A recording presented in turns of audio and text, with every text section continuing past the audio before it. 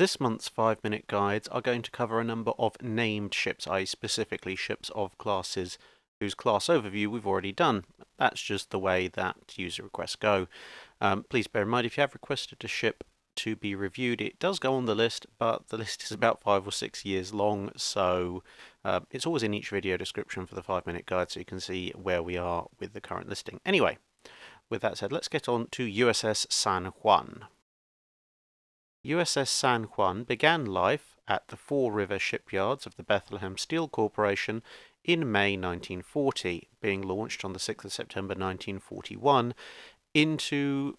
a United States where war clouds were definitely gathering. Whilst she was being outfitted prior to her commissioning, various ships of the US Navy were making port with injuries that were somewhat indicative of a nation that was at war, rather than the US, which was ostensibly at peace at the time. This included the USS Greer and the USS Salinas, along with the USS Kearney, all of which were torpedoed off the American east coast, whilst, as we said, America was still formally at peace.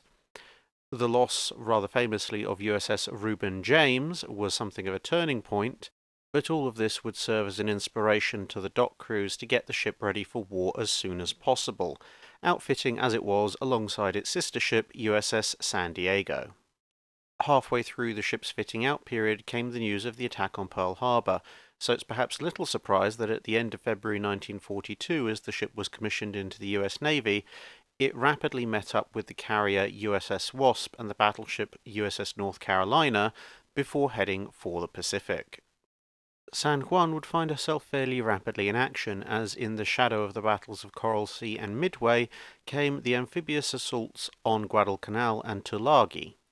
Along with destroyers, the San Juan would lead the transports to Tulagi Island and provide shore bombardment with her 5-inch guns. One of the turrets suffering a premature detonation in one of its guns due to somewhat over-enthusiastic firing, which caused the barrel to heat up, in turn setting the shell off before it could actually leave the barrel. Shortly afterwards, the San Juan would observe firing and explosions to the west as it was guarding the eastern approach to the landing area, only to find out a few hours later that what it had witnessed was in fact the Battle of Savo Island and the loss of numerous cruisers.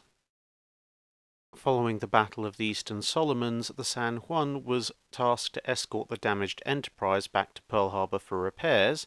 where after a 4-week stint, the ship headed back out again, carrying 20mm guns and motor launchers to supply a marine garrison at Funafuti in the Ellis Island group. Following this, a single ship raid into the South Gilberts resulted in not much excitement until they found 2 Japanese patrol boats. Somewhat unsurprisingly, 2 small patrol boats were little match for an Atlanta-class cruiser. Both ships were fairly quickly sunk and 16 prisoners taken.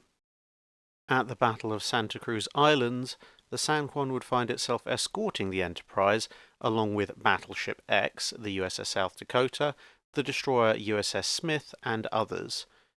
Despite their best efforts, they couldn't prevent the Enterprise taking a number of hits from enemy bombers.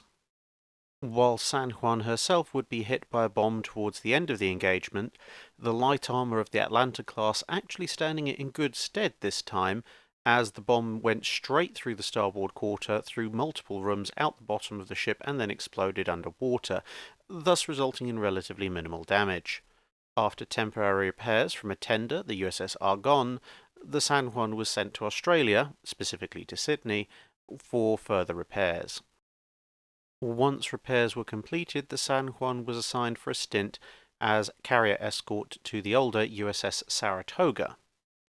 during which time the captain, James E. Maher, would receive the Navy Cross in recognition of his and his ship's efforts during the Battle of Santa Cruz, when it's undoubtedly the case that their defensive fire, along with South Dakota's and Smith's, had saved the Enterprise from further damage and possible destruction at the hands of the Japanese Navy's pilots. In mid-1943, Saratoga and San Juan met up with San Juan's sister ship, the San Diego,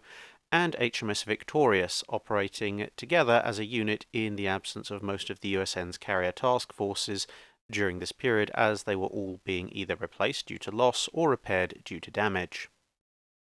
As the US Navy's carriers came back online, the San Juan, along with Saratoga, moved up to support landings and occupations in various Pacific island groups, particularly the Bougainville Island in the middle of October 1943. Next up was a trip to the Marshall Islands in December, where San Juan would operate as escort for the newly arrived USS Essex alongside its old friend the USS Enterprise, defending both ships against incoming air, surface and submarine attack until fuel and ammunition stocks ran low and it had to return to Pearl Harbor. After a welcome Christmas spent stateside for overhaul, San Juan met up yet again with her sister ship USS San Diego, this time joining Task Group 58.4 and escorting the carriers Saratoga, Langley and Princeton, along with a number of other cruisers, down to rejoin the battle for the Marshall Islands. 1944 would see the ship still escorting carrier groups in the various campaigns, continuing in the Marshall Islands, then on to the Marianas, and then subsequently on to the outer islands of the Philippines, with the ship being one of the first to greet a number of new ships coming into the fight, such as the Essex-class Hornet, replacement for the lost earlier Hornet, the replacement Essex-class USS Lexington, and the brand new battleship Iowa, which all arrived during her stint escorting various carrier task groups. During this period, Japanese attacks would build in intensity until the battle otherwise known as the Great Marianas Turkey Shoot, in which San Juan sat happily amidst the American carriers and battleships, blasting away with every 20mm, 40mm and 5-inch gun that it had, earning particular note for the ferocity of its defence. 1945 would see the ship operating off various islands, some of which became fairly famous for operations involved in taking them, such as Okinawa,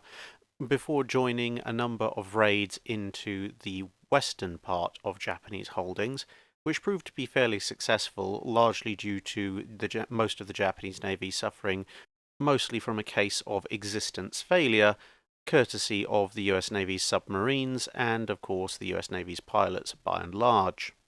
This was followed by escorting strikes in and around the Japanese coastline itself before returning to operations off Okinawa. Kamikaze attacks intensified, but such was the weight of the USN's combat air patrol numbers, as well as the sheer numbers of ships around available for anti-aircraft support, that even a specialist ship such as San Juan was able to be detached for bombardment duties. The cessation of hostilities came about whilst the ship was operating in Tokyo Bay, and thus San Juan would be one of the first US Navy ships to make port in newly surrendered Japan. Flying her ship's mascot flag, which was a panther, the San Juan toured the Japanese coast, picking up mostly prisoners of war, ready to transfer them back to the mainland United States. After transferring these prisoners of war over to hospital ships, San Juan was then tasked with the more mundane magic carpet duties, returning servicemen back to the continental United States, arriving back in California in January 1946. However, as with many of her sister ships, she was somewhat surplus to requirements with the end of the war, and by the end of that month had been decommissioned and placed in reserve. She was redesignated as a dedicated anti-aircraft cruiser in 1949, but would be struck from the Navy list in 1959 and sold in 1961 for scrapping, having earned a total of 13 battle stars for her World War II service. That's it for this video. Thanks for watching. If you have a comment or suggestion for a ship to review, let us know in the comments below. Don't forget to comment on the pinned post for dry dock questions.